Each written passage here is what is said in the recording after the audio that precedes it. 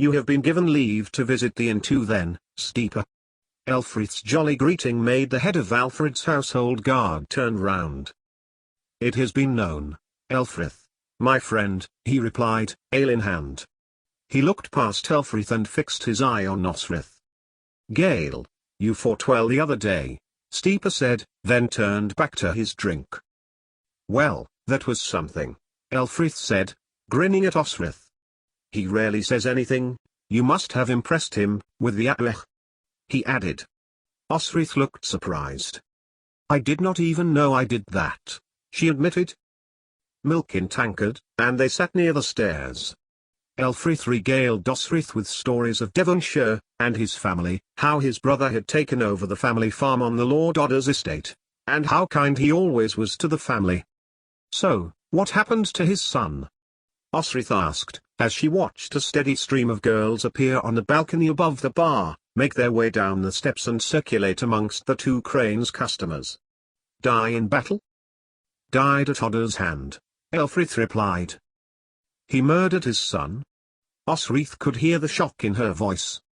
Murdered a traitor, Elfrith clarified, grimly, before taking a swig of ale. Alfred called men to Ethandun, and young Odder was to have answered the call to him on behalf of his father. When he did not arrive with the Devonshire fid, Alfred came to Odder's estate to find out why. And why? Osrith, tankard half to her lips, enthralled. Because he had made a bargain with Danes in the area and was giving them shelter, that's why. Claimed he never received the letter.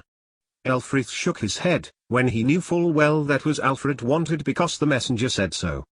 The messenger ended up leaving Odder's estate, but never made it back to Alfred. Danes, Elfrith added, as if Osrith couldn't guess. So Odder took a knife to his own son, for his treachery. Osrith thought back to her lord's hall, and where this must have taken place. Maldrith would have been present, Utad had abandoned her by then. We heard of Ethandun in Alba, Osrith said, and knew it was a special victory. My king sent help to the king of Alba against the Norse, she added, twisting the truth, but the kingdoms that are not Dulriatu are still a threat, and do not willingly accept his rule. Like Wessex, and the kingdoms it is trying to rule, nodded Elfrith, Sent is a particularly troublesome province. They remember only too well they received Augustine. And, well, hello. Osrith looked past her comrade, and felt her heart sink. Good evening, Elfberh, she greeted the woman.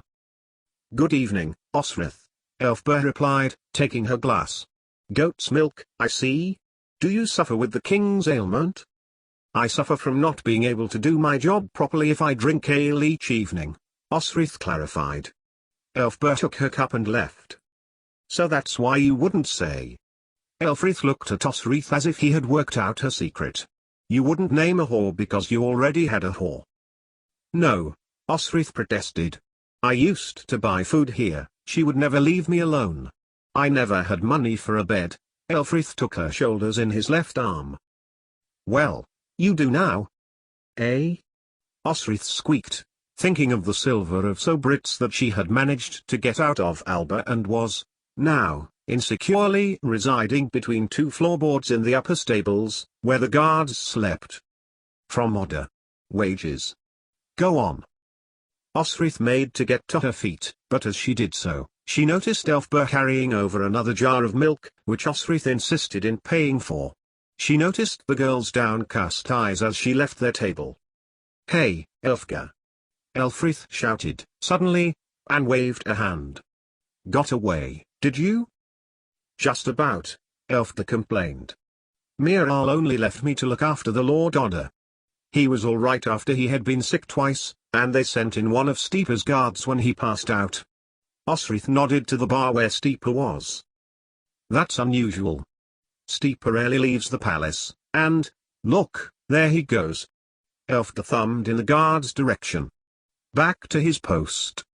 Committed, Osrith replied, a vague sadness creeping over her, for he was not the only head guard so committed to his lord. Should be, Elfgar laughed. Elfrith slapped his arm. He's not that dense, he chided his friend. Elfrith added, nodded towards the door.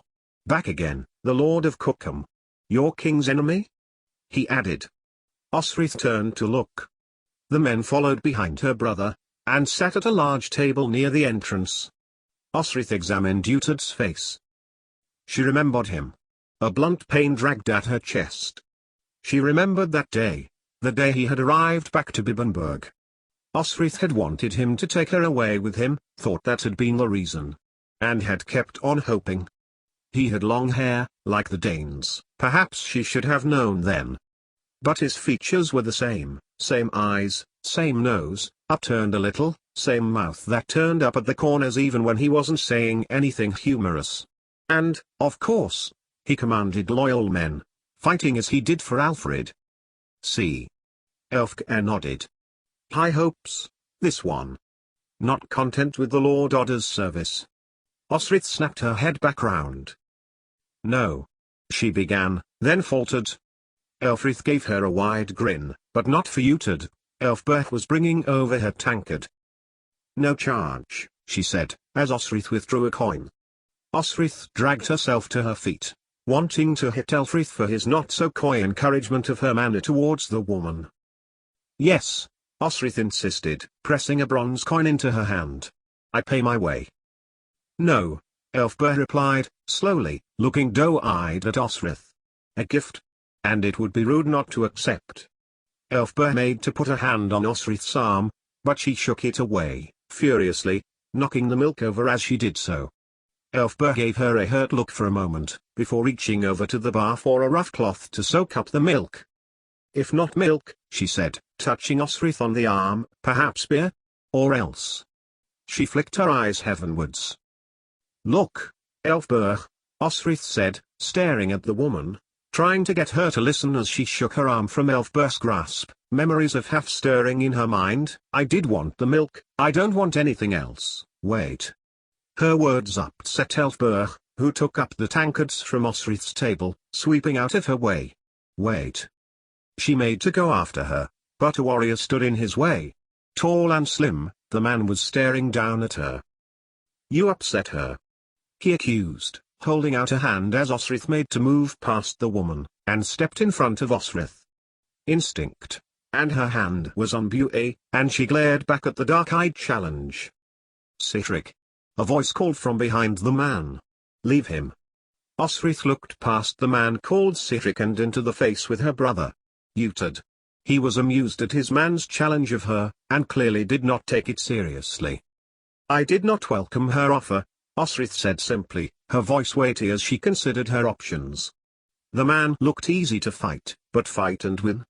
His comrades would back him, but would Elfrith and Elfgar back her? No, it would not do to fight.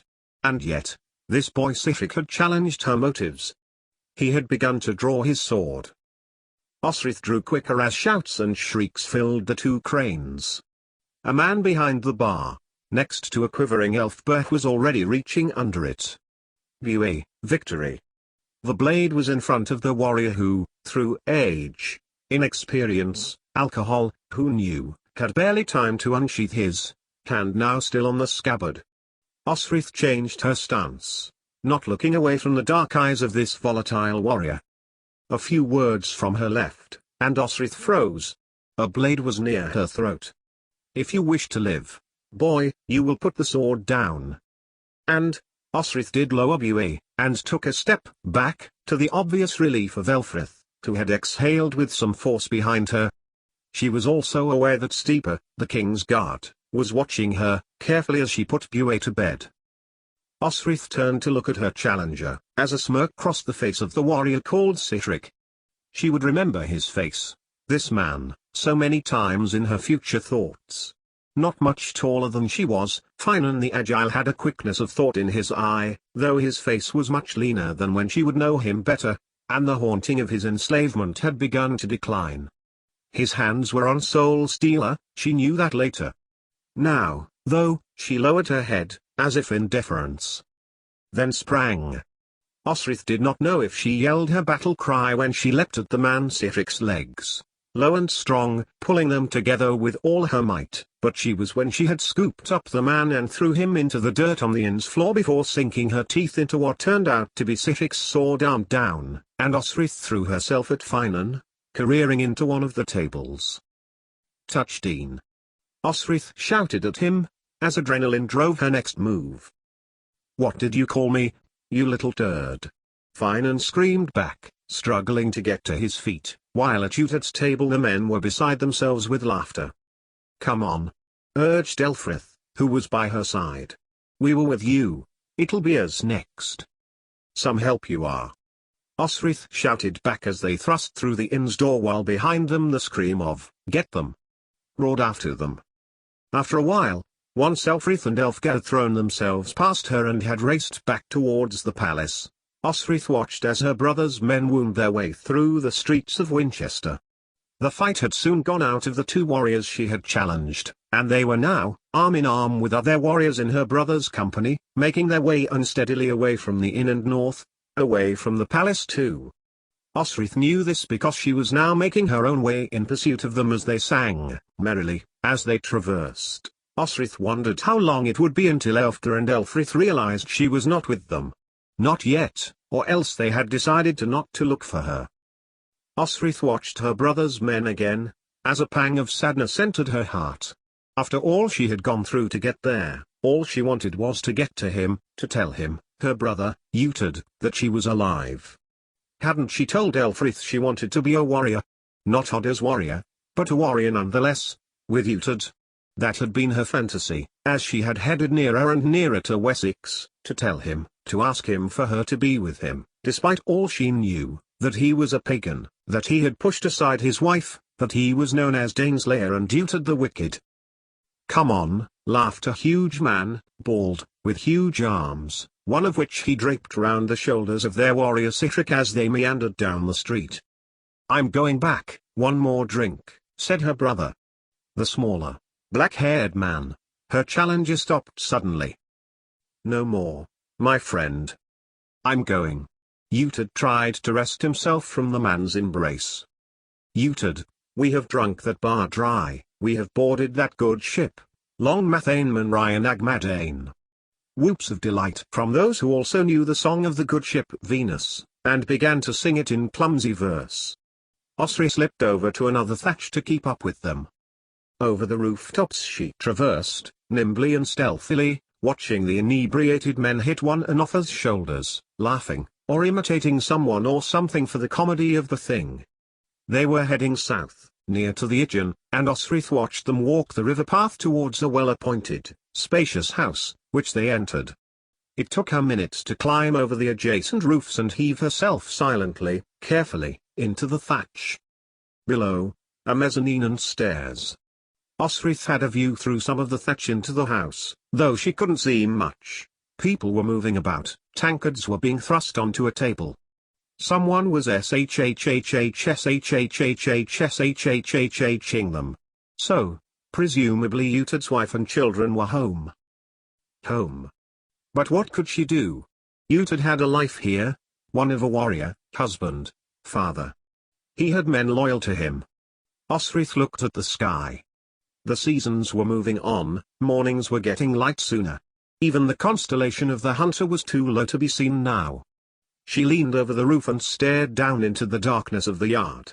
Utad may well welcome her, Osrith knew, but there would be little chance of retaining her position in Odda's guard. If he was a good brother, he would see her married where she consented, or simply married for advantage. If not, it was the way of things. If she had wanted that, Osrith might simply have stayed with King Domhnall in Alba. Under no circumstances would he allow her to be a warrior. Which is why she could not reveal herself yet. Osrith knew she must gain wealth or status, or both. Then she could have more of a say. Besides, she liked the life of a warrior, she liked fighting. Rolling back into the thatch she stared at the stars again. Owls hooted. On nights like these it felt like just her in the ether of space, and that she could do anything. A scratching below and a creak made her start and she gripped the thatch. If not Utad then, Father Bokar. If he was not in Winchester, he should be easy to locate, through the meticulous records of the church. But the same still stood. He would feel obliged to marry her off, and remove her from Odda's guard. With care, she looked downwards. Someone had come out from her brother's house and was just below, in the darkness. Someone who was trying to be as silent as possible, but his boots creaked a little in the earth. When Osrith pulled herself up, she lay with the flat of her back to the straw, and studied the stars again. What was funny was that some of them were slightly different. Some of them were a pale red color, some were a yellow-white and some a pale blue. Some were more intense than others, some weren't even stars at all, but pale smudges against the black of the night. Below her, someone was walking. Osrith closed her eyes for a moment, picturing the face of the man she now knew to be her brother. What was he like, really like? Was he funny? Did he like to hunt? How did he like poetry? Was he devout? No, he was not devout, not a Christian, anyway. Her heart beat in her chest as she considered how easy it would be for her to find out, to go down and seek him out. He had fought, and defeated Great Danes. He had been a slave, he had taken a Danish bride, and... Staring up to the sky, the adrenaline at the success of actually finding her brother coursed through her. She could be one of his men, beg for a place by his side. Fight with him. Only, the inevitable would happen, when it was discovered she couldn't piss in front of the men, and that under her shirt were bindings. Had she been a boy, she could have come to Utid with ease. But if she had been his brother, Osrith considered, she would be his enemy, come to oppose him at Bibbenburg. She would not have been Constantine's, nor travelled to Arion. She would not have been in Wessex and... Just the faint clearing of her throat, and Osrith peered over again. The man who had challenged her, standing up to her because of his friend, was fingering the hilt of his sword. He looked nervous. Or bored. Or perhaps neither of those things, because that's what Osrith would have wanted any attacker to think of her as being, to make them drop their guard. She peered as closely as she could to the man. What had he done that he had benenced his hair? Osrith reached up for her own. It was growing back. A long time ago in a land far away, Flancina said it must. Flames, remembered at the Tar affair, appeared in her mind. Was she such a traitor to her sex that she didn't care? Lilting music permeated the air. The man was singing. What was all the more strange was that Osrith knew every word. It was one sung at Dunotamost feast nights, about a girl never to be seen again, lost to a man as he fought for his lord. The sound of it made Osrith think about Haf, the British servant girl working for Guthard at Caerligwylid. She. Osrith stopped suddenly, reaching her hand round to her face. In her desire not to fall from her brother's two-story house, Osrith had buried both hands deep inside the straw. It was just that, when she brought them out, her left one was generously crossed with a great deal of silver. She pushed her hand inside her shirt, inside her bindings, for a handful of silver nestling tightly around her breasts would see her nicely for a good while. Osrith had no qualms about taking it. It had probably been stolen countless times before Utid had stolen it and hidden it in his roof. And withdrew her hand, steadily. The singing had stopped. Osrith stopped too. A nice night, Lord, for harvest. The man spoke with an accent, presumably not too dissimilar to how Osrith must sound. He was intriguing. Where in the Gaeltacht did he come from, and why was he in the company of her brother? Hayard, the big youth training to be a warrior, sang songs like this, in Welsh. A good song. A second man trod carefully next to the first. This man was taller, larger than the first, by the tread of his boot. I like it. Sing it again. No, not that one, the first man said, in the tone of voice that sounded as if he had been caught baring his soul and was trying to cover the wound up. And his voice carried up to Osrith, an upbeat, confident sound, about a laddie who loved a lassie, and wished to make a match, but was concerned about her father. Osrith knew this one. Domhnall had sung it, notably on the way back after her hellish riding lesson at Glenorchy. The song came to a sudden end and Osrith sat up in alarm. What? The second voice asked, as the owner of the first began to hurry on moist earth. Another singer. Osrith slammed her hand over her mouth. To her horror she realized she had been singing along. And away. Over the roof and the stable, across the barn and down to the ground. It wasn't long until she would get to the start of Winchester's buildings and she would be able to traverse them directly to the palace. But, before that there was a 200-yard deficit, where she had to run on open ground. Stones littered it, and she stumbled a little while all the time the first pair of feet, of the Gaelish speaker, gained on her. She felt the hand even thought the outbuildings of the city's first dwellings, where she had saved Odda, were mere feet away. "Who are you?" A hand crushed her shoulder. Osrith stopped and turned back, where the face of the man whom she had tricked in the 2 cranes leered at her. "Killed you, sir?" She spat back, with emphasis. "You from Ing?"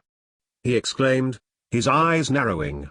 But he was too late, and she had slipped from her jerkin and was up the nearest building in the time it took him to realize he had nothing except a piece of clothing. "I'll get you and cut your balls off," the man screamed up at Osrith. Already, she was 3 buildings away. "You can try," she retorted, and ran. She had escaped, with a bosom full of silver, back to the palace. 88,888,888. "I saw you climbing into the roof this morning," Elfrith said, as they assembled before Steeper. "Half-clothed, you dirty thing."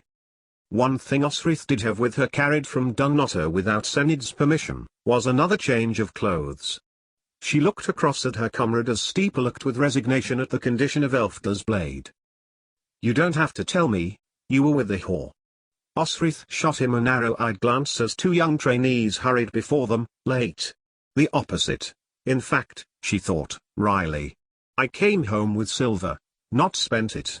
I came home pox-free. No one is pregnant. Let that warrior Sihrik woo her," for that was what he wanted, and jealousy had sprung up from what he thought Osrith's intentions were. She had found her brother, and spent most of the night wondering about him, after finding a temporary hiding place for 2 years' warrior's wages in a gap in the stonework at the back of the stables with the money she had left from that which had travelled with her from Bibbenberg to Dunnottar to Wessex, again stolen. She exhaled. Okay, you just might have told me that's where you'd gone, rather than me worrying half the night." "Sorry." She withdrew Buie, as Steepu inspected it. "No corrosion, of course not." Buiard was an extension of Osrith's arm, and losing it meant losing part of herself. As such, she would never neglect it. Miral stood to one side, frowning at them. He watched Godwin and Hayard gain a dressing down from the head of the Mercen Guard for tardiness. But this did not last, and he was directing the young warriors in practicing their sword skill, up, across, backswing, weave, dodge, thrust. "You need to be careful," Elfrith hissed. "Careful where he puts his cock?" Elfgar asked, slyly. Osrith gave him a narrow-eyed sneer too, but it was a handy excuse that they thought she was with Elfgar for, of course, she had been nowhere near her. "You need to be careful about Danes. Norse and Danes have been invading into the land of the East Saxons," Elfrith hissed, as Miral paced over to Odda's 2 trainees. "Alfred wants to retain peace, but many, including the Lord Odda, are agitating to war." "The peace holds, Elfrith," Elfgar said. "If there had been a breach of the peace, if King Ethelstan of East Anglia, Guthrum as was, had failed to keep his side of the pact, then that makes Daneland null and void?" Daneland, Osrith thought, grimly. Danelaw. She remembered with a shudder that Dane Heston and his men, and Gert giving silver over to them so she could remain. Peace, yes, but at a price. And, Osrith thought, those people living in the eastern lands of Mercia, they will not think it a good bargain with Danes ruling over them. Maybe because England was too big, or bigger, at least, than Alba, that Alfred could not hold all of the kingdoms. Ha, even King Domhnall had a difficulty, and he only had to unify 3 kingdoms. Alfred had the heptasy, 7 kingdoms, if he wanted a unified country, not counting Cornwall or Wales, where petty kings ruled petty kingdoms, and kept themselves to themselves. As a pair of swallows swooped down into the palace's square gardens, Osrith's eyes caught the form of someone else. Really? He was much too young. Though, she had held and used a sword, fed a sword, to good effect against the Norse at 12. "Do not pair him with me," Osrith thought, desperately. I've had enough of young kings in waiting. Elfrith looked where Osrith was looking, and nudged Elfgar. Come on, young Etheling. Steepa's voice was steady, but no different to when he was instructing any of them. The blonde-haired, well-set young man was looking around, observing the sword practice. You are to watch the men. Osrith refused to look further. It was bad enough she had been chosen to fight Steepa and the whole of the royal household had come out to watch. If she caught Steepa's eye, or Miral's for that matter, then Prince Edward would be positioned against her. Even now, Steepa's dog training was picking out her sword thrusts, as she defended, then parried, with Elfrith, making the young man understand why she was getting the upper hand in the fight, which she was. Osrith had gained at least 6 feet of ground, and had worked her comrade to the back of the practice ground. He was trying to match her, but Osrith had realized that the area had a slight slope to it, and she was forcing him downhill slightly, and Elfrith was having to work hard to at least maintain his position. If he was to win, he would have to do more than defend his position.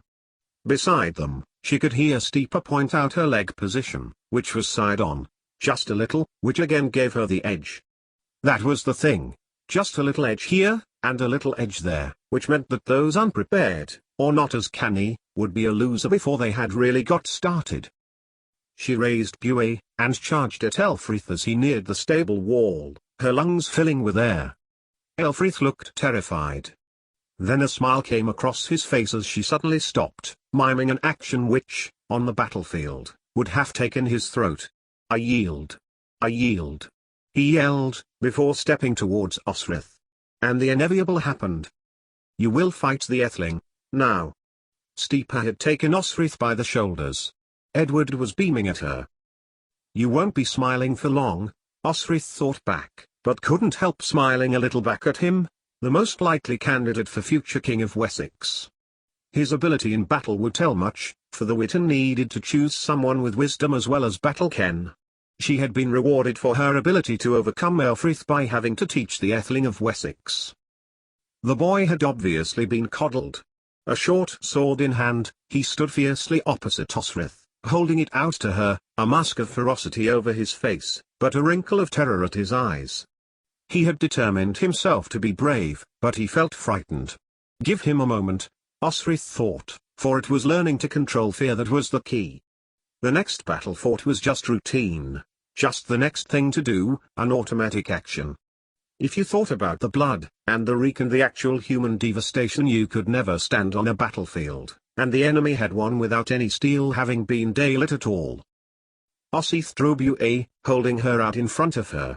Edward was trying to fix her with a determined stare. At this point, Osrith would have borne down on a youngster, for they would not have been ready for her ferocity. But she needed to be a little yielding, so he could find his feet and go at him, Osrith, yelled Steepa. He will learn nothing if you dance around like that. And drove on.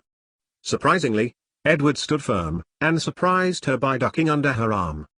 Behind her, she felt a little prick to her jerkin. A little prick from a little prick, she thought, unkindly, and circled back, raising her sword under his own blade. But Edward held on, though his feet were unsteady, and parried forward.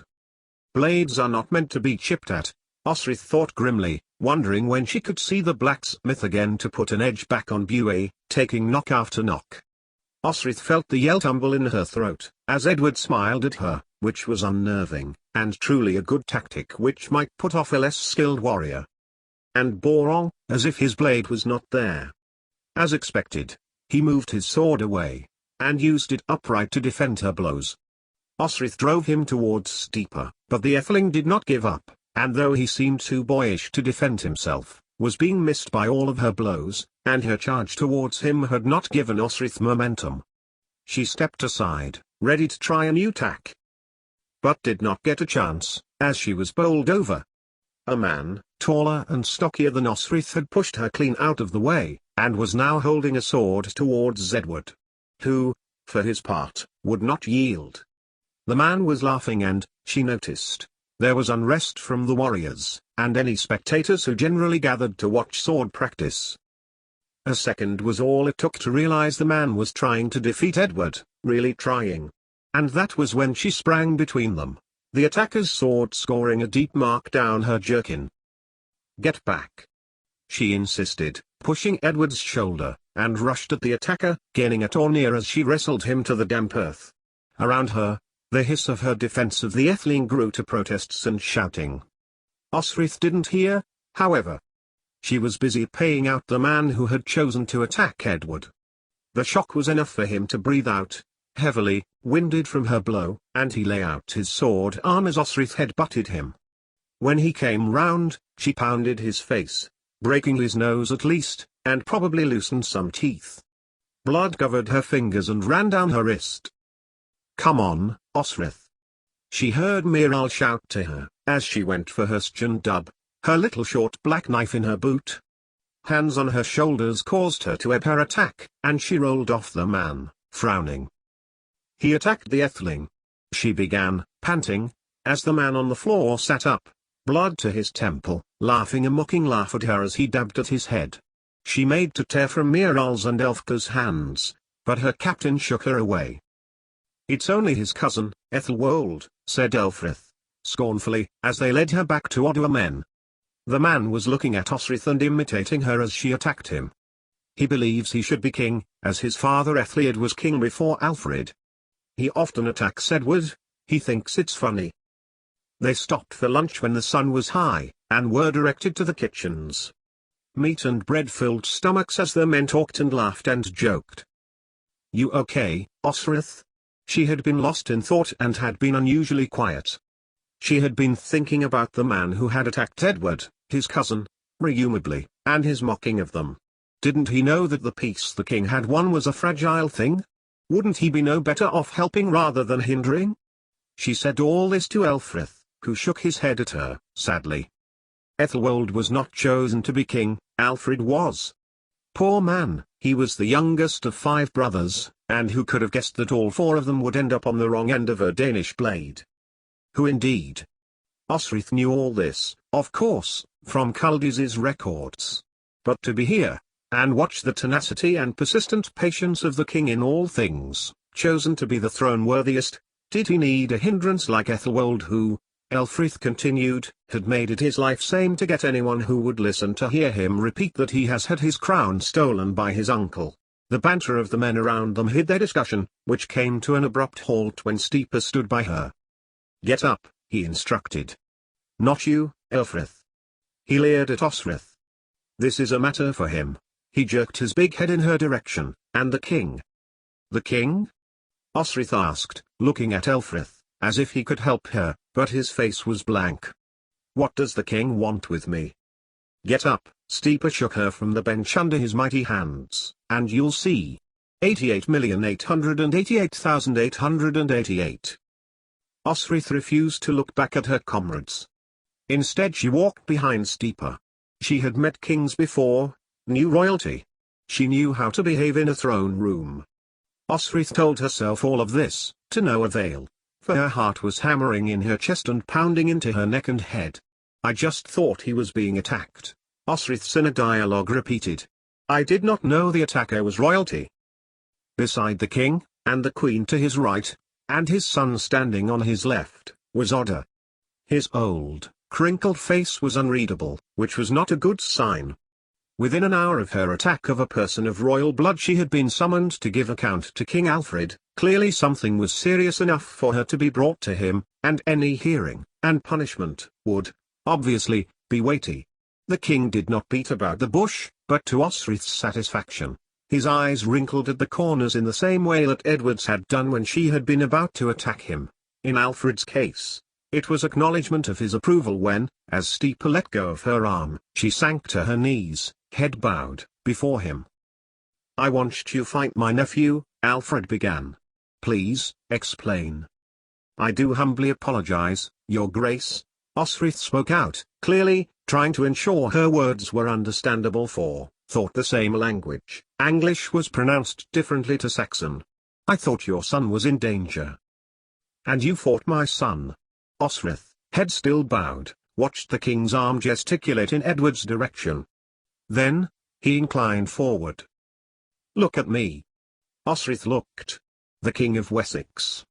She had only seen him for a moment, when she had arrived, and at a council written, when Oda was in attendance. Now, the whole room was fixed on the interaction between him and Osrith.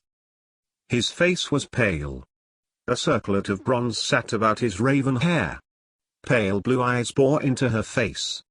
But Osrith would not look away. He had asked her to look at him, and look at him she would. "You did not give my son quarter. You made him fight to the fullest extent. As such, you are to be removed from the service of my lord Oda." He looked across to his lord. "Lord King." Oda inclined his head. This was too much, Osrith thought. How was she supposed to know that Ildewold was kin to the Etheling? Now she was going to be thrust from Oda's service in shame. So, she would have to beg to her brother after all. "What would you say?" Alfred's voice did not change, nor did his expression. She darted her eyes to Oda, and then back to your king. "Lord King," Osrith repeated. Kings were fair, in her experience, fair but decisive, and ultimately, representatives of their own right to rule and right to absolute decision-making. She chose words in her head as carefully as she could. "I have knelt to Lord Oda and promised to serve him faithfully." She bowed her head. "You do not come from our fair lands," the king proposed. "Whence come you?" Care was needed. Were she to mention Alba, or King Domhnall, or Ireland, even, Alfred's spies would soon discern her origin. "I was once a slave as our most holy Saint Patrick was once a slave, in Arian. A thrall, for I fought. Yet, I am not a Varan." "You are Saxon?" Osrith hesitated. "Yes, your grace." "You have come to Wessex to find kin?" Osrith nodded, then looked across at the granite-like features of Lord Oda, and spoke truly what was in her heart. For if she were dismissed, she would be, in effect, a slave again, to the whims of Utad, or to leave Wessex and seek a mercenary life. She refused to look away, but beseeched Alfred, "Would that the Lord God know that my actions would cause offense to you. I sought only to protect the Etheling who, in all things, is the future of your realm against the Danes who would destroy your peace." A mere flicker of acknowledgement, or was it amusement, played at the king's lips. The words of flattery held together with honor and confession of an honest mistake had hit home, Osrith knew. She bowed her head again and waited what seemed to be an age before the king spoke. "Rise, warrior," the king said, and extended a hand to her shoulder. "For your kin, you may make inquiries. As for my nephew, it is a mere trifle. You did as Steeper asked of you and which I asked of Steeper, which was for him to be tested." Osrith felt her leaden heart lighten. Yet, he had spoken of removing her from Oda's service. Was she to be sent away, after all? "I have made an agreement with the Lord Oda. I wish now for you to guard and protect my son." "Lord."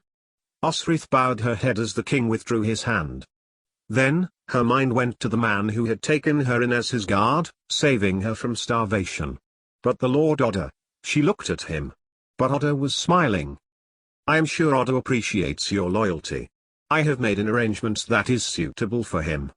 You are to remain in my service for that of the Etheling." Alfred drew Edward towards her. "There," he said to his son. "The warrior." "Osrith." "Osrith," he repeated. "Now Steeper, in charge of all of Winchester's guard, will tell you what is expected of you." Osrith turned to look at the head of the royal household's security, who held his usual expression, which was none at all. He did glance at Osrith, though. She was under Steeper now, Osrith thought, not Miral. And she would see less of her friend Elfrith, which made her heart twinge with a little sadness. "Osrith?" The king called her name. She looked at him. "You defended my son with your life today when you thought he was in danger. My thanks." And then Alfred smiled, one of only 3 times he ever did to her. "Welcome to my service." 88,888,888. Osrith followed Steeper as he strode the corridor outside the throne room, past the kitchens which the warriors had long since left, and to the guard room. He marched past the older guard, Wilfred, who was in charge of weapons, and grabbed at that eunuch's yours. He pushed the dark blue jerkin in her direction, pulling up straight, then bending to Osrith. You will walk next to the Etheling. You will go where he goes. You will eat when he eats, shits when he shits, sleep when he sleeps. Understood? Osrith nodded. And, you are in charge of his sword training. Osrith felt her heart sink. But then brightened a little. Edward seemed a skillful child, and there was something in that smile, that curl to the lips that showed himself to be his title, King Worthy. She was left in the kitchen by Steeper, who went out to inspect the stables. Elfda's turn, so at least now, with the young prince to mind, little of the unsavory jobs would come her way. The cook was taking the meat from the spit as a kitchen maid had closed the partition door.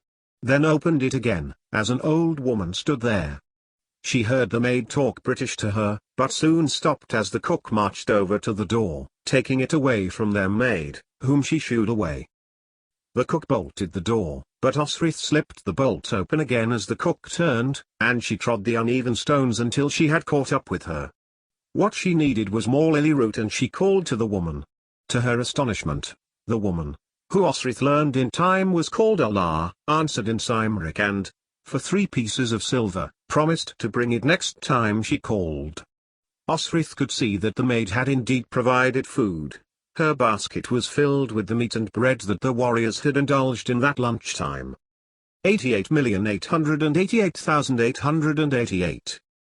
It was about a week later when she overheard Oda tell Alfred that Utrid had left Winchester, a week which couldn't have gone better. Rather than resenting being with Edward, it turned out he was a delightful, sunny boy, who took all things with hope and optimism, the buoyancy of youth that some children carry with them.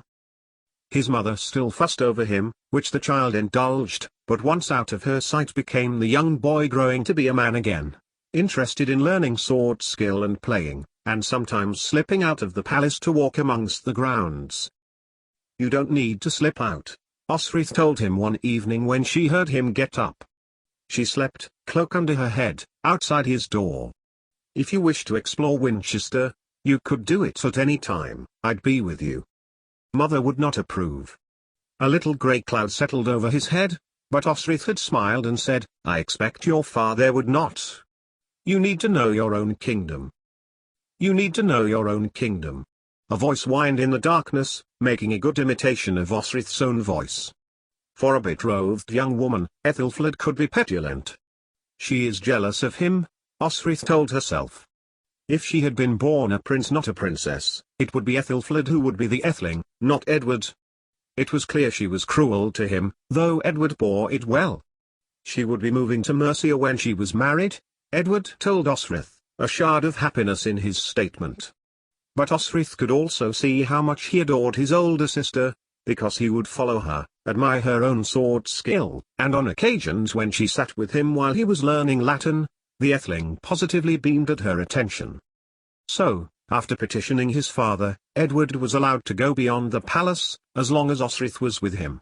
She had been given a list of places by Steeper that under no circumstances the young prince was allowed to go: the alehouses, any merchants, Crapelgate, where the Britons and other poor lived. It would have been quicker to say where he was allowed, and in the end, Osrith strode next to the boy, and they walked by the fast-flowing Itchen River, tumbling from the Ridgeway chalk and heading for Hampton.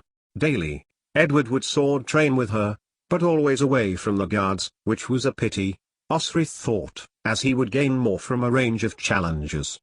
But she suspected that Alfred thought more of the foe attack by Ethelwold, who was generally inebriated in the palace gardens most mornings, than the king's nephew had claimed. Why was it, though, that Ethelwold had not tried for revenge on her? After all, she had attacked him severely, and Osrith had noticed that it had taken several weeks for his nose to reset and the swelling in his face to go down. She heard her former lord's declaration about her brother one bright, summer's morning and, on listening, Osrith gleaned that Elfrith and Elfgar had been given the task of watching the house, guarding it, so that Gisela did not to leave Winchester. When she knew the Etheling was asleep that night, she followed them over to Utrid's house, slipping up to the roof to better see the small courtyard between her brother's 2-story house, the stables and 2 outbuildings.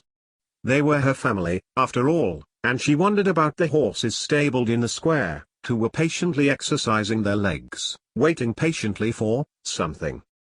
Was her brother's wife going to slip away? Elfgar and Elfrith were standing opposite the gatehouse, she noticed. Would that be enough? They had 2 young children. Osrith had learned, 3 horses and no carriages would not be enough to take infants. So, who were these horses for? Osrith didn't have long to wait to find out. Twilight illuminated 3 men, war-clad, stepping out and untying the horses. As she watched, she could see her brother, the man who had chased her, the Irishman who she knew was called Finan, and another, Ethelwold. All 3 found it easy to force their animals past the 2 palace guards, for they were expecting to only guard a woman and children.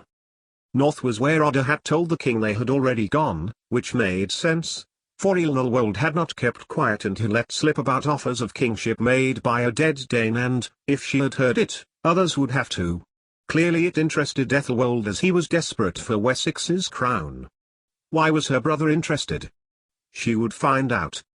But, not now. Dearly Osrith would have loved to slip onto a horse and go after them. But she was the guard of the Atheling, she had agreed a responsibility. Osrith lay back onto the thatch as twilight gave way to night. The moon rose, as did the summer stars.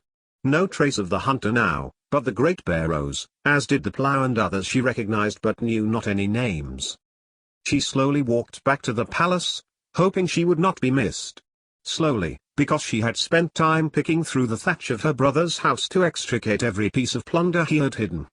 She needed it more than him, Osrith realized, and was just nodding at the guards, when she saw a small figure in the palace gardens, so her hand went directly to Bue's hilt. "Edward!" she exclaimed, then clamped her hand over her mouth. Should anyone realize he was out here alone, Osrith would, quite rightly, get the blame. "Where did you go?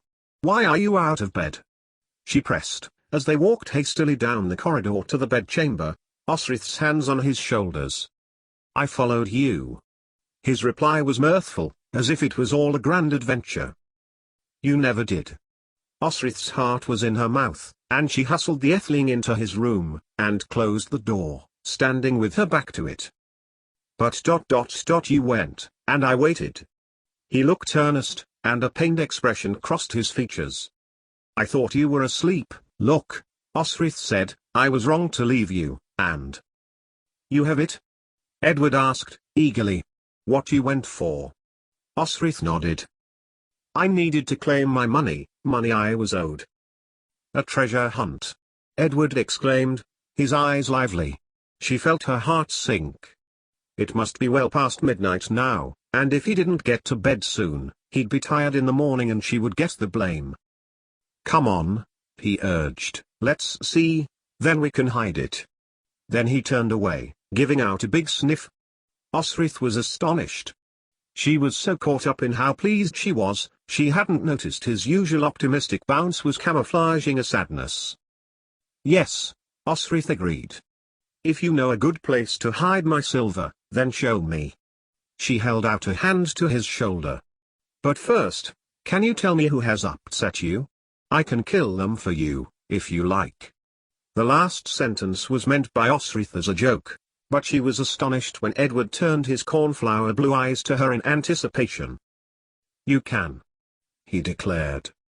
"I can't, really," Osrith replied, but it seemed as if Edward had not heard her. Ethelfled, at this, he let out a sob, looking down, hand to his face. Osrith put 2 hands on his shoulders and bent a little. "Ethelfled?" she prompted. "Ethelfled," Edward broke off, and sniffed again, "told me again about the man who gave his own baby's life for me to live," he exclaimed. "Sometimes, she says, she wishes the baby was alive and not me." Edward wrenched himself from her grasp and turned, hunching over. He gave another sniff. "I think it's God's plan," Osrith said, picking bits of silver out of her bindings. "Perhaps this baby was going to die anyway. Perhaps you were well enough to live. I'm sorry that Ethelfled said those things to you. I can understand why you're upset." There was an awkward silence. It was somehow worse than Edward's sobs. I have some wealth but no safe place to keep it without being stolen again. Slowly, the Etheling turned, and looked at the Osrith, then to her hands, full as they now were with Uted's silver. I know a place, Edward said suddenly, his sadness leaving him as quickly as it had come, replaced with childlike pride at feeling needed. I have this, look. From under his bed, Edward pulled out a leather bag. In it, he showed her his wooden soldiers, clearly a dear set of toys from when he was much younger. Did children play with toys still, when they were 12? Osrith had none, so she did not know. She let Edward fill up his bag with her brother's silver, then drew the leather thong around the top. Opening the door, Edward peered out, then beckoned to Osrith. Along the corridor of bedchambers they crept, until Edward finally stopped at a little indent in the wall. Stooping, he heaved with all his might, at a flagstone in the corner, which eventually lifted. Underneath there was a gap, a crevice between floor slab and earth, a cavity just big enough for Edward's soldiers and Osrith's silver.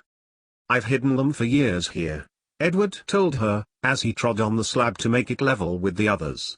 Ethelfled kept taking them and trying to burn them. But she doesn't know about this place. Thank you for being my guard, Osrith, Edward said. He stepped into his room, but held the door open. Osrith peered inside. The candles were guttering a little, but otherwise she could see nothing which needed her attention.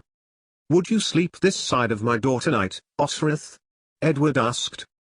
Steeper has instructed me, she began. But Edward shook his head. I will tell him I insisted you stay with me by the door. He took a blanket and cushion from his bed. It must be cold only with your cloak. My thanks, Etheling, Osrith nodded.